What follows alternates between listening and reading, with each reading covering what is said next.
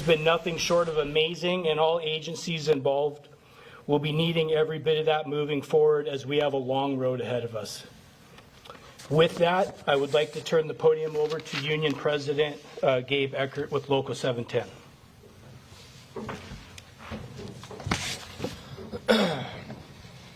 Yesterday was a terrible day. We as firefighters lost 2 brothers and saw 1 hospitalized with serious injuries. And this community lost 2 dedicated public servants.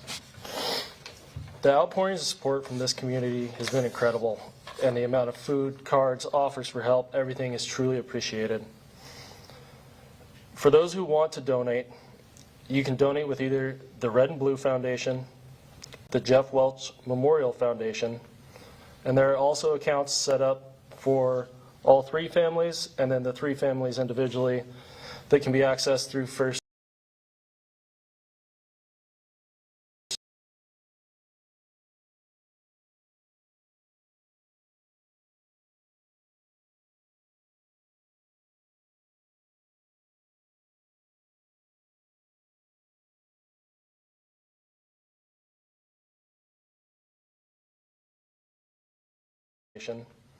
and there are also accounts set up for all 3 families and then the 3 families individually that can be accessed through any First Interstate Bank.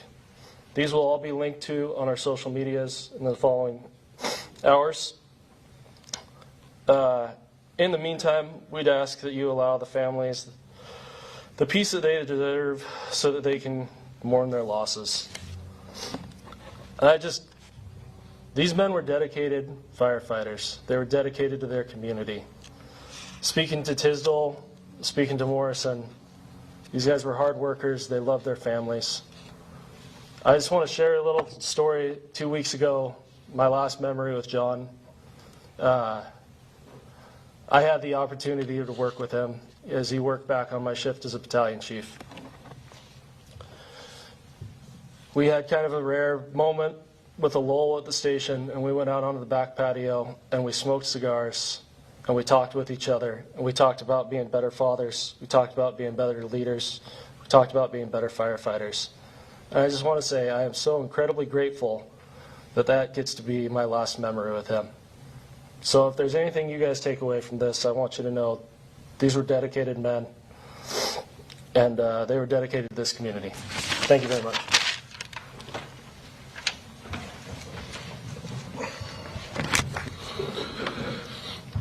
I'm Justin Zable, President, Local 2856, Coeur County Firefighters. This tragedy does not define our community. What's often overlooked in times like these is the overwhelming love and support we receive from the people we serve. It's that love for this community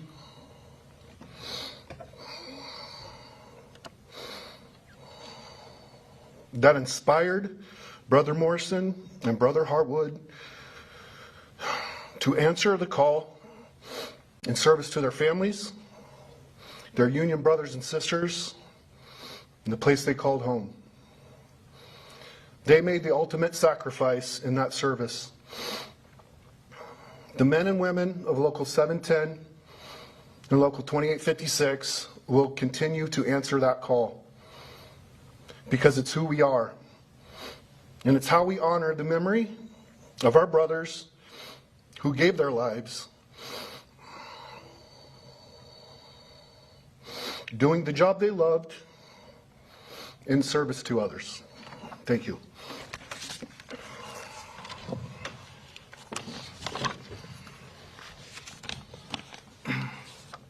As they both mentioned, there are donation opportunities that you can find on all of our social media pages. I want to remind people that this is, again, an incredibly fluid situation, changing on a minute's notice. The one thing I can announce is that we are doing a procession returning back to the city. As you know, we did a procession to the medical examiner's office yesterday. I just got told that we are leaving the medical examiner's office in Spokane at 10 o'clock tomorrow morning, and we will be returning to English Funeral Chapel on 4th Street in Coeur d'Alene. We certainly invite the public to honor our firefighters and our heroes by standing on the bridges and the overpass and lining the roads.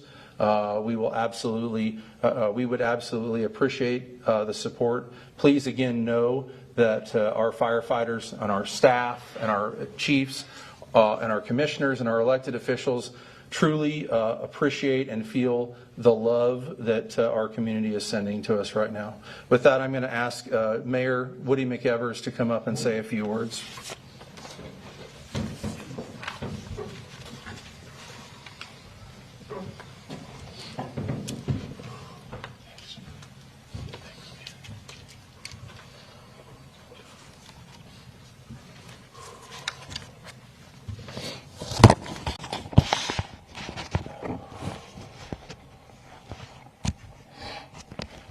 On behalf of myself, the City Council, the employees of the City of Coeur d'Alene, and all the members of our community,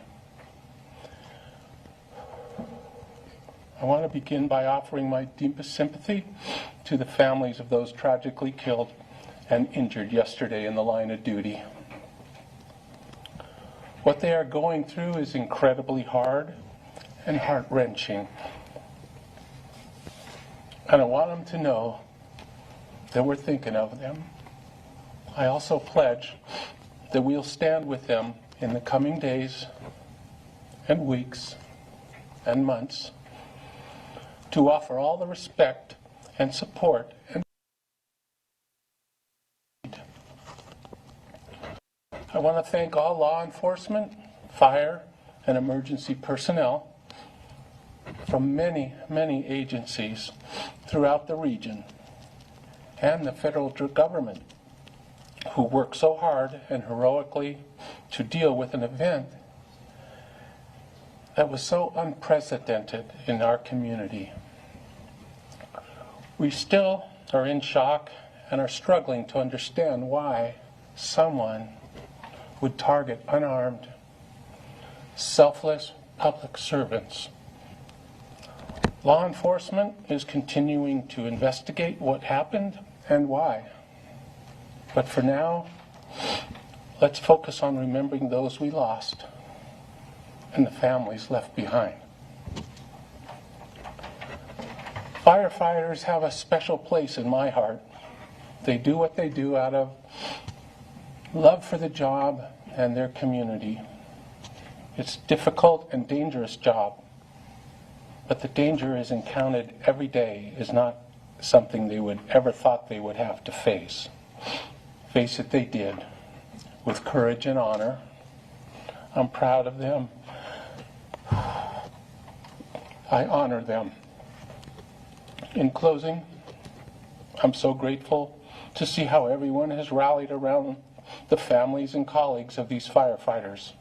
We live in a very special community of very special people. I know we'll never forget January 29th and the ultimate sacrifice made by our dear husbands, friends, and fathers. They will always shine brightly in our memory. Thank you. Thank you, Mayor. At this time, we're going to open this up to some questions. We do have a couple of statements before we get started with the questions. So we can confirm, we just know that these are going to be two things that are absolutely things that we want to confirm or dispel. There was pre-incident contact with the suspect by our firefighters upon their arrival, but it was minimal contact. And there was certainly no criminal or suspected activity as a result of that. The other piece I want to dispel is that the families were notified via social media. That is absolutely false. Both families of the fallen firefighters as well as the injured firefighter were notified by department personnel and have indeed been have had a 24-hour watch with fire department personnel with the families ever since the incident took place. So having those questions come up earlier, we figured we would just take care of that now. So happy to answer a question. Chief, you just sort of answered part of my question. I'm wondering if you have any more details about that minimal preliminary contact. And then if not, the sheriff has indicated that the gunman at least expressed an interest in the past of maybe being a firefighter at one point. So wondering if he ever came across either of your departments, introduced himself. I think the pre-incident contact is still being investigated. That was something new to us today. Again, we're not going to get into what the sheriff or the state police are investigating from a criminal aspect. And I can tell you from the Kootenai County Fire and Rescue standpoint, we had never had contact with the suspect. He had never applied for a position here or tested for a position here. Good for you, Chief. We are looking into some facts surrounding that question, but I cannot verify any of it at this point. Next question. Yes, ma'am. Very true to KXLY News. Are there any plans for a funeral once the bodies are found? That's a great question. So tonight, we've tapped into the resources of both the International Association of Firefighters, the International Association of Fire Chiefs, and the International Fallen Firefighters Foundation. They're bringing in what they call their funeral response teams. We actually are meeting with them at 9:30 tonight when they're wheels down, and we will begin the planning process. But that involves the families, that involves all of the brothers and sisters. So obviously, as soon as we have a plan, that plan will be disseminated. We will have plenty of time. But obviously, that takes significant planning, and that will begin tonight at, like I said, about 9:30. Other questions? Can we get spellings, please, of each of the firefighters? And also, we heard this Battalion Chief Harwood's age, but we did not get an age for Chief Morrison. I can give you Frank, F-R-A-N-K, Harwood, H-A-R-W-O-O-D, again, rank of Battalion Chief, and he was 42 years old. John Morrison, M-O-R-R-I-S-O-N, 52 years old. He's been with us for 28 and a half years. Dave Tisdall, T-Y-S-D-A-L.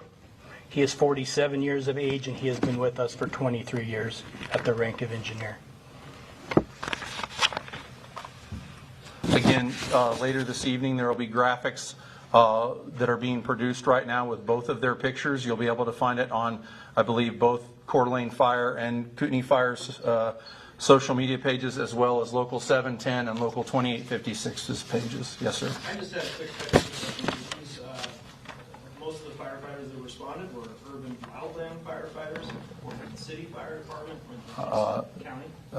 All of the initial response was both a mix of the city and county fire, and responding in a wildland-urban interface setting. Is there any update on the wildfire as it currently stands? Yes, actually, we just got an update about 30 or 45 minutes ago.